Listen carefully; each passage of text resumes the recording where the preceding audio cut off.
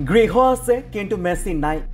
টিংখাং সমষ্টিৰ ৰাজগড় চাহ বাগিচাৰ এটিএম গৃহৰ অৱস্থা এয়া। ৰাজ্যৰ একাংশ চাহ বাগিচাত ই এক সুলভ দৃশ্য। একাংশ চাহ বাগিচাত এটিএম গৃহই স্থাপন নকৰিলে, অৰ্থাৎ ডিজিটেল লেনদেনৰ কোনো ব্যৱস্থা নকৰিলে। প্ৰধানমন্ত্ৰী নৰেন্দ্ৰ মোদীয়ে শ্ৰমিকৰ সুবিধাৰ বাবে বাগিচাই বাগিচাই এটিএম সেৱা প্ৰৱৰ্তন কৰাৰ কথা ঘোষণা কৰিছিল। বেছি সংখ্যক চাহ বাগিচাতে কৰা নহ'ল এটিএম স্থাপন। এক প্ৰকাৰৰ ভেকু ভাওনাত পৰিণত হ'ল প্ৰধানমন্ত্ৰী মোদীৰ ডিজিটেল ইণ্ডিয়াৰ শ্লোগান। সেয়েহে লোকসভা নিৰ্বাচনৰ প্ৰাক মুহূৰ্তত তীব্ৰ অসন্তুষ্টি প্ৰকাশ কৰিছে চাহ শ্ৰমিকসকলে। ইফালে আদিবাসীসকলক জনজাতিকৰণ বিষয়টো প্ৰঞ্চনা কৰাৰ অভিযোগ। সেয়েহে আগন্তুক লোকসভা নিৰ্বাচনত বিজেপিৰ বিৰুদ্ধে থিয় দিব বুলিও হুংকাৰ এইসকল চাহ শ্ৰমিকৰ। বিজেপি চৰকাৰখনে যোৱা আগত লোকসভা নিৰ্বাচনত তেওঁলোকে প্ৰতিশ্ৰুতি দিছিল যে চাহ বাগিচা অঞ্চলত তেওঁলোকে উন্নয়নৰ কথা কৈছিলে, যে ডিজিটেল ইণ্ডিয়াৰ কথা। কিন্তু ডিজিটেল ইণ্ডিয়াৰ কথা যিটো ক'লে আমি মানি তেওঁলোকক উঠি পৰি লাগি বিজেপি চৰকাৰ গঠন কৰাত আমাৰ আদিবাসী তথা চাহ শ্ৰমিক ৰাইজে সহায় কৰিলে।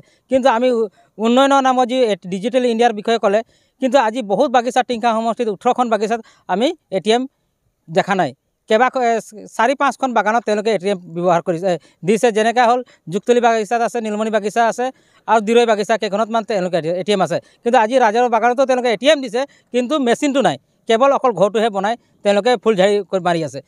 এতিয়া বহুত দূৰত এতিয়া টাউন আহিবৰ কাৰণে বহুত কষ্ট হয় তেওঁলোকে ৰাতিপুৱা 7টা যায়, 4টা বজাত ঘৰলৈ আহে, আৰু 4টা বজাত তেওঁলোকে যা যোগাৰ কৰি কেনেকৈ যাব তেওঁলোকে এটিএমলৈ ইমান দূৰ। এতিয়া 5 কিলোমিটাৰ 6 কিলোমিটাৰ তেওঁলোকে এটিএম না, কিছুমানৰ চাইকেলৰ সুবিধা আছে নে কিবা সুবিধা আছে। তেওঁলোকে যদি ওচৰত নিজৰ বাগানত যদি এটিএম থকা হ'লে তেওঁলোকে এইটো সন্মুখীন হ'ব লগা নহ'লহেঁতেন। অসমৰ আদিবাসীসকলক জনজাতিকৰণ মৰ্যাদা দিম, আৰু তেওঁলোকে সেই হিচাপত তেওঁলোকে এবাৰ কৈছিলে, মুখ্যমন্ত্ৰীয়েও আমাক কৈছিলে যে 99% তেওঁলোকে অলৰেডি যে জনজাতিকৰণটো আগবাঢ়িলে। কিন্তু 99% ক'ত গ'ল? আজি 5টা বছৰ 10টা বছৰ পাৰ হৈ গ'ল, কিন্তু জনজাতিৰ ক্ষেত্ৰত কোনো ধৰণৰ আগ নাবাঢ়িলে। আৰু আমি জনজাতিৰ কৰণৰ ক্ষেত্ৰত আমি আজি নতুনকৈ কথা কোৱা নহয়, এইটো আমাৰ অল ইণ্ডিয়া অভাৰত আদিবাসীসকলে ওৰাং মুণ্ডা চাওতাল খাৰিয়াকে ধৰি 36টা জনগোষ্ঠীয়ে আমাৰ জাতি 36টা উপজাতিয়ে তেওঁলোকে ভাৰতবৰ্ষৰ প্ৰত্যেক প্ৰায় ষ্টেটতে তেওঁলোকে জনজাতিকৰণৰ মৰ্যাদা পাই আছে। কিন্তু অসমত তেওঁলোকে আমাক অকল ভুৱা প্ৰতিশ্ৰুতি আৰু প্ৰতিশ্ৰুতি, কিন্তু অকল প্ৰতিশ্ৰুতিৰ বাহিৰে তেওঁলোকে একো দিব পৰা নাই। আজি আমি দেখি পাইছোঁ তেওঁলোকে কয় বাগিচা অঞ্চলত ৰাস্তাৰ কথা কৈছে, বাগিচা অঞ্চলত ৰাস্তা আমি পকীকৰণ কৰিছোঁ। হয়, আমি মানিছোঁ পকীকৰণ কৰিছোঁ, তেওঁলোকে অকল সোমোৱা ৰাস্তাটো কৈছে, বাকী ভিতৰত 200-300 পৰিয়াল মানুহ আছে। কিন্তু এই সৰু সৰু ৰাস্তা যিবিলাক আছে ছাইডত তেওঁলোকে কিন্তু পকীকৰণ নাই। অকল আগফালে হাইৱেৰ পৰা যিটো দেখি পায় ৰাস্তা, PWৰ পৰা যিটো দেখি পায় সেইটো কাৰণে তেওঁলোকে PWৰ অকল আগফালেহে তেওঁলোকে পকীকৰণ কৰিছে, কিন্তু ভিতৰুৱা অঞ্চল এইবিলাকত কৰা নাই। ইলেকশ্যনৰ অহা আগে আগে তেওঁলোকে এইটো কয় যে চাহ বাগিচাত বহি থকা শ্ৰমিকসকলৰ যি আৱাসগৃহ সেইটো তেওঁলোকে ম্যাদী পট্টা দিম বুলি কৈছিলে সেই ঘৰটোকে। কিন্তু আজিলৈকে তেওঁলোকে ইমান দিন চৰকাৰ দুবাৰ ভাৰত চৰকাৰ গঠন হ'ল বিজেপিৰ, কিন্তু আজিলৈকে তেওঁলোকে সেই ক্ষেত্ৰত কোনো ধৰণৰ গুৰুত্ব ভূমিকা নল'লে। আগন্তুক লোকসভাত আমাৰ এটাই কথা আছে স্পষ্ট, বিজেপিক আমি বিৰোধ কৰিম, আৰু এটাই কথা, বিজেপিক আমি কোনো পৰ্যায়ে আমি জিকিবলৈ নিদিওঁ।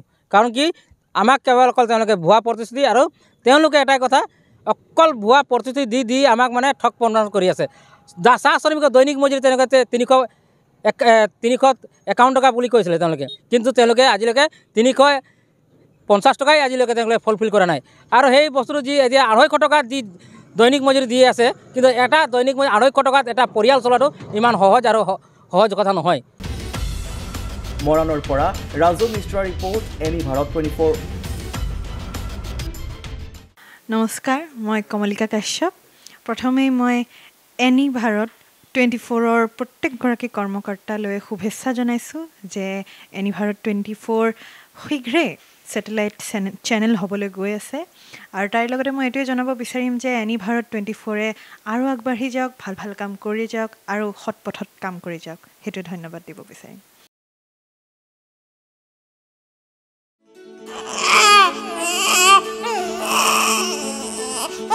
অভিনন্দন, আপোনাৰ এজনী ছোৱালী জন্ম হৈছে।